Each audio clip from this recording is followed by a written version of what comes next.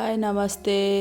ಇವತ್ತು ಬೆಳಗ್ಗೆನೇ ಉಪ್ಪಿಟ್ಟು ಮಾಡೋಣ ಅಂದ್ಬಿಟ್ಟು ಉಪ್ಪಿಟ್ಟು ಎಲ್ರಿಗೂ ಮಾಡೋಕ್ಕೆ ಬರುತ್ತೆ, ಆದರೆ ಒಂದು ಟ್ವಿಸ್ಟ್ ಹೇಳೋಣ ಅಂದ್ಬಿಟ್ಟು ತೋರಿಸ್ತಾ ಇದ್ದೀನಿ.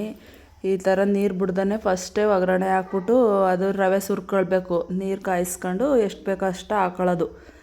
ಆವಾಗ ಅದಾಗ ಗೊತ್ತಾಗುತ್ತೆ. ಅಲ್ದವ್ರು ನೀರು ಬಿಟ್ಬಿಟ್ಟು ಹಂಗೆ ಹಾಕ್ತೀನಿ ಅಂದರೆ ಸ್ವಲ್ಪ ತೆಳ್ಳಗಾಗೋದು ಆ ಥರ ಎಲ್ಲ ಆಗುತ್ತೆ. ಈ ಥರ ಮಾಡಿದರೆ ಕರೆಕ್ಟಾಗಿ ಗೊತ್ತಾಗುತ್ತೆ, ಪರ್ಫೆಕ್ಟ್ ಅಳತೆ.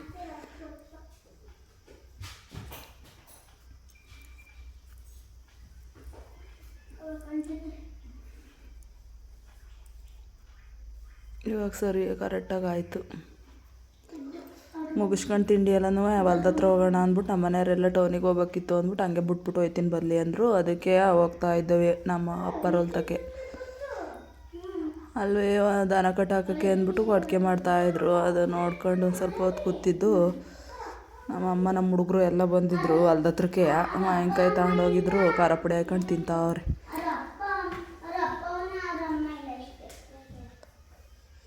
ಎಳ್ನೀರು ಹೊಲ್ದ ಹತ್ರಕ್ಕೆ ಹೋದ್ಮೇಲೆ ಇನ್ನೂ ಎಳ್ನೀರು ಕೆಚ್ಕೊಡಮ್ಮ ಅಂದರು. ಅದನ್ನ ನಾನು ಕೆಚ್ಕೊಟ್ಟೆ, ಕುಡಿತಾಯಿದ್ರು.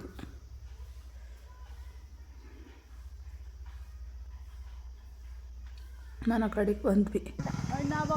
ಹಣ್ಣಿತ್ತಲ್ಲೊಂದು ಹಣ್ಣು ಅದನ್ನು ನೋಡ್ತಾ ಇದ್ದ.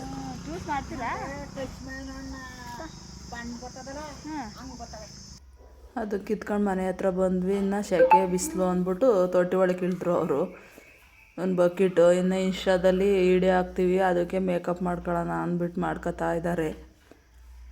ಈ ಥರ ಇದ್ದವಳನ್ನ ಹಿಂಗೆ ಮಾಡ್ಯಾಕ್ಯಾರ ನೋಡಿ. ಇವತ್ತಿನ ಬ್ಲಾಗ್ ಇದಾಗಿತ್ತು. ಸಬ್ಸ್ಕ್ರೈಬ್ ಮಾಡ್ಕೊಳ್ಳಿ, ಲೈಕ್ ಮಾಡಿ, ಶೇರ್ ಮಾಡಿ, ಇದೇ ಥರ ವಿಡಿಯೋ ನೋಡಿ.